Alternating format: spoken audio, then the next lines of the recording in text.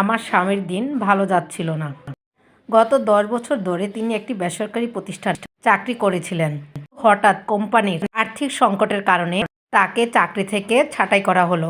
হাতে সামান্য কিছু সঞ্চয় ছিল, কিন্তু তাতে কতদিন চলবে?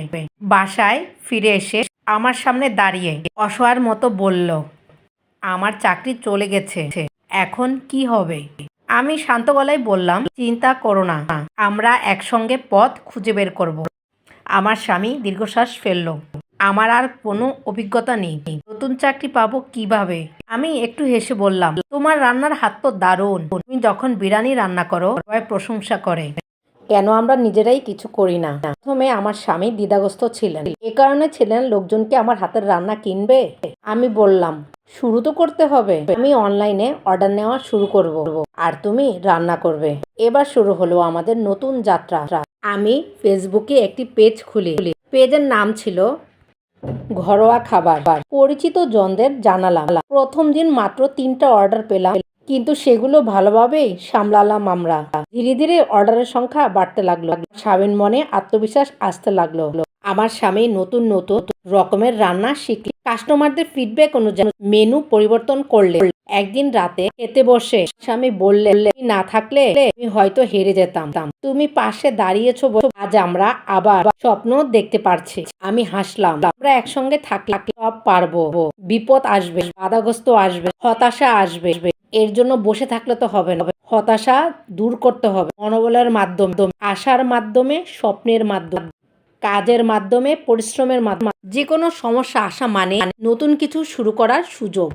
৬ মাস পর আমাদের ব্যবসা এতটাই জনপ্রিয় হলো যে আমরা একটি ছোট্ট দোকান দিলাম, আর সেই দোকানের নাম রাখলাম নতুন যাত্রা। নতুন যাত্রা এ কারণে দেওয়া হলো, এই যাত্রা আমাদের নতুন করে বাঁচতে শিখিয়েছে, নতুন পথ দেখিয়েছে, নতুন আলো দেখিয়েছে, স্বপ্ন পূরণ করতে সাহায্য করে, বাঁচার আগ্রহ দিয়েছে, মনে শান্তি দিয়েছে। তাই জীবনে কখনো দুর্দশা দেখলে হতাশাগ্রস্ত না হয়ে, নিরাশ না হয়ে আল্লাহর উপর বিশ্বাস রাখতে হবে, পরিশ্রম করতে হবে, ধৈর্য ধরতে হবে। ধৈর্য হলো সকল কিছুর মূল। কোনো কিছু করার আগে, স্বপ্ন ভেঙে যাওয়ার পর কোনো ব্যক্তি যদি ধৈর্য হারিয়ে ফেলে, তাহলে সে বাঁচার স্বপ্ন দেখবে কিভাবে? আলোর পথ দেখবে কিভাবে? নতুন যাত্রা শুরু হবে কিভাবে? তাই আমাদের অবশ্যই ধৈর্য ধরতে হবে। একটা জিনিস বিশ্বাস রাখতে হবে, কখনো যদি কোনো জিনিস হারিয়ে যায়, মনে রাখতে হবে আল্লাহ এই হারিয়ে যাওয়ার পরিবর্তে অনেক ভালো কিছু দিবে। এমন ভালো কিছু দিবে যে আমাদের কাছ থেকে যে হারিয়ে গিয়েছে কোনো মূল্যবান সম্পদ, তা মনে থাকবে না। একজন সফল স্বামীর পিছনে একজন স্ত্রীর অবদান সবচাইতে বেশি থাকে। যে অবদানের কথা কখনো অস্বীকার করা যায় না। তাই সবসময় স্ত্রীকে সম্মান দেন, যত্ন নিন। একজন স্ত্রী পারে স্বামীকে আশার পথ দেখাতে, নতুন করে বাঁচতে শেখাতে পারে। আমি এতক্ষণ ধরে যে গল্পটা বলছিলাম, সে গল্পটা আমার ছিল না, সে গল্পটা ছিল আরেকজনের জীবন থেকে নেওয়া। এই গল্প থেকে বোঝা গেল যে স্বামীর যখন আর্থিক সংকট দেখা দেয়, তখন কোনো স্ত্রী স্বামীকে ফেলে অন্য জায়গায় চলে যায় না। স্বামীকে ভরসা দেয়, আশার পথ দেখায়, যত্ন করে আগলে রাখে, নতুন করে বাঁচতে শেখায়। তাই আমার প্রিয় ভাইদের উদ্দেশ্যে বলছে, স্ত্রীদের কখনো কষ্ট দিবেন না, তাদের সম্মান করবেন, যত্ন করবেন, আগলে রাখবেন। আসসালামু আলাইকুম। যে যেখানে আছেন আশা করি আল্লাহর রহমতে ভালো আছেন। আমিও আল্লাহর রহমতে ভালো আছি।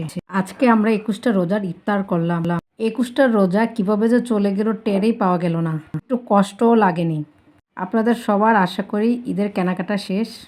আমি এখন পর্যন্ত ঈদের মার্কেটে যাইনি, ঈদের কেনাকাটা এখন পর্যন্ত শুরু করিনি। আমার মতো কে কে আছেন এখন পর্যন্ত মার্কেটে যাননি এবং কেনাকাটা করেননি? কমেন্ট করে অবশ্যই জানাবেন। এই রোজায় ভাজা পোড়া খেয়ে অনেকের পেটের সমস্যা দেখা দিচ্ছে। পেটের সমস্যা দেখা দিল, ভাজা পোড়া খাওয়া বন্ধ করা যায় না। এটা খেতেই হয়, না খেলে হয় না। এতক্ষণ ধরে ধৈর্য ধরে আমার ভিডিও দেখার জন্য সকলকে অসংখ্য ধন্যবাদ। আল্লাহ হাফেজ।